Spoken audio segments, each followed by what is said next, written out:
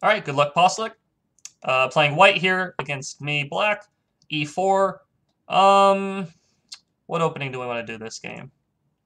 What opening do we want to do? Oh, thanks a lot, Fidesi. Glad you're enjoying it. Let's go with the perk defense. We're going to play d6. G6, bishop g7. Always kind of an interesting opening to play. You pretty much are giving white control of the center at the start in exchange for future pressure on his position. So knight f6. Play the bird. I could only play the bird if I was white. I'd have to start off with f4 first move. I don't really have that option as black here. So c6, get castled. See what develops from here.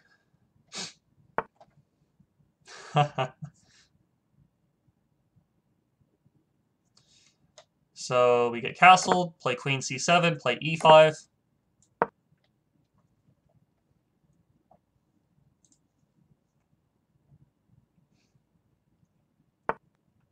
Okay, he slows down e5 for the moment. No problem. We're going to play knight to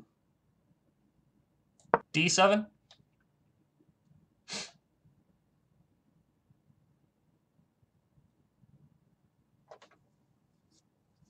If he plays e5, we might play knight h5, maybe. Or we're going to play e5 ourselves here. Okay. If you do e5, he plays bishop h6. It's actually not bad for me. I don't really have a problem trading off these bishops, so he's going to have to exchange.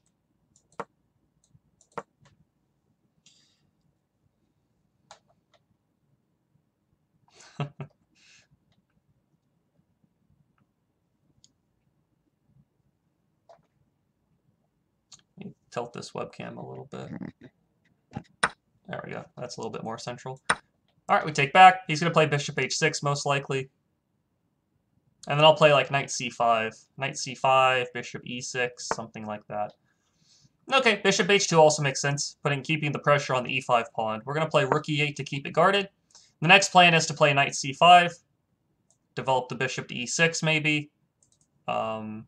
At some point, something like that. It's kind of a general plan from here. See what Postlek decides to do. At least we have a 30-second advantage here, which is pretty good compared to how I usually am way behind on time. Why do I hate playing the fried liver? I wouldn't say I hate it. I just, compared to some of the players I might face, they're going to know the theory. They're going to know the ins and outs of it a bit better. And also, I'm not entirely sure if it's good for white, in my opinion. Sometimes it seems like black can hold on to the piece or something like that. 15-minute stream delay to prevent cheating. I'm not going to make it 15 minutes. That would be quite a long time. But there is a little bit of a delay on here. Not much, but a little bit. All right, we're playing b6. I don't really want to grab this bishop. I like my knight there. But I might have to end up grabbing it now. I think grabbing it now is okay. Now he's threatening I can't talk. He's threatening d4. Threatening d4 to attack my pinned pawn. I'm going to play knight h5. If he plays d4, I'll play knight f4. I believe that should be okay. Maybe. Maybe not. Might not be that great, actually. Maybe knight d7 was a little better. Bishop a6 was also good. Maybe bishop h6. Oh, well. Yeah, there's already like a 5 to 10 second delay. What's he trying to do with queen c2? I'm not sure. Knight d5, maybe? I don't think that does a whole lot. Alright, we're going to play bishop a6 to pin the d-pawn. And then play rook d8 next move. I think. Actually, let's go queen e7. Maybe this is a little better. We're keeping the e5 pawn guarded and attacking b4. And now we're just going to play rook to d8. No, not yet. Rook d8, he plays queen a4. It's a little weird. Let's go knight f4 and see what he decides to do. If he takes, that's fine. That opens up my bishops. I might start attacking d3 pretty soon. Rook d8 next move. I can hear moves on chess.com before it happens here. Yeah, so there is a little bit of a delay. Queen a4. If I take d3, he takes my knight, and then I lose a piece. So that's not good. We're gonna go.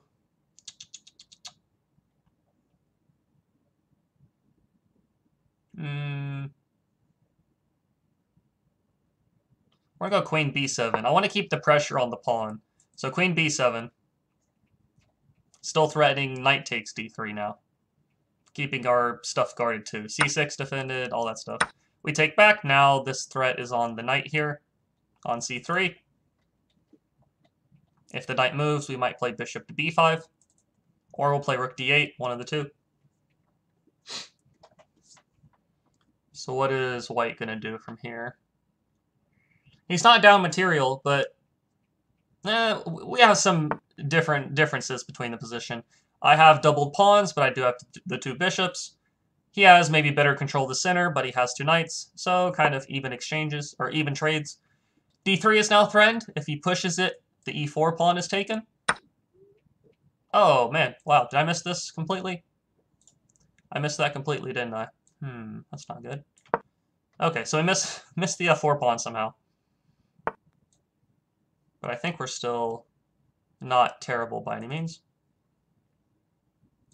We're going to play queen to a6, a little tricky move. Put the pressure on d3 and threaten bishop to a4. Next move. So bishop h6 is actually an idea now to kick this knight and then take d3.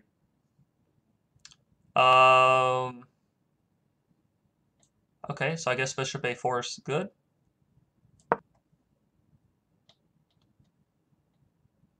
Skewering the queen to the rook. Yeah, 7 seconds, not too bad. That's actually pretty short. Compared to, if you watch a professional stream or of some kind of game, sometimes there's like a 2-minute delay or long delays or stuff like that. Okay, so we're just picking up the rook. The queen's going to take back. Now we have bishop h6, pinning this knight to the rook. He has to play g3.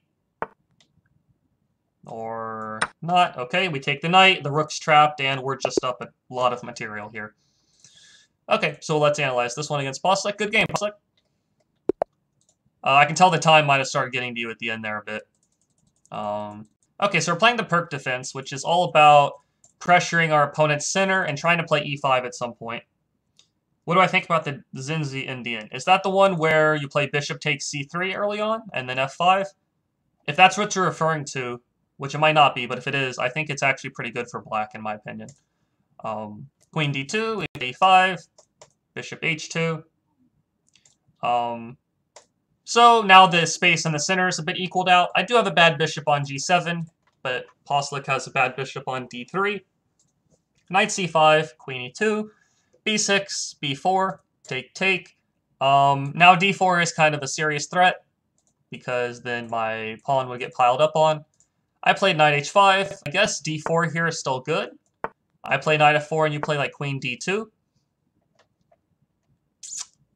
And I think that's still pretty good for white. I guess maybe I do something like this, though. Maybe I get at least something out of it, but I think white's still pretty good there. Instead, though, let's see, play queen c2, bishop a6, pinning the pawn, rook e1, queen e7. Now, if they push, I can just take it. a3, knight f4, queen a4, queen b7, take, knight e2. For some reason, I just completely missed that the knight's attacking f4. But it's actually kind of an interesting position. Despite being down a pawn, I have a whole lot of pressure on the center. Especially after this maneuver, threatening bishop if I can draw arrows, bishop a4, as well as bishop h6. If this knight moves, then I pick up the d3 pawn. So despite being down a pawn, I still have a pretty good position. I think I'm still going to pick the pawn back up. If they go here, g3, take, and I think black's position's pretty good. Or maybe you take this way first. And I think black's position's pretty good. So despite losing the pawn, whoops, that's not it. Where'd it go? Despite losing the pawn, Where'd it go? Okay, you played rook e3. Despite losing the pawn, I still have a lot of pressure on your position. Why not bishop takes d3 earlier, or am I missing something? You're saying bishop takes d3 here? Well, the knight on f4 is helping to guard it. So that would give white a free piece there. So the knight on f4 helps to guard the d3 pawn after he picks up the pawn in that case. So, oops, that's not it. Rook e3. Bishop a4, though, I end up winning the exchange. I pin the knight. You have to play g3, and even here, I still, I would just probably just grab the pawn there, and I'm doing pretty good. Pick up this guy. Black's winning here at this point, but at least you're not just giving up another free piece, and then the rook's trapped. So now I'm just up a ton of material here. All right. No problem. Confused, Giraffe.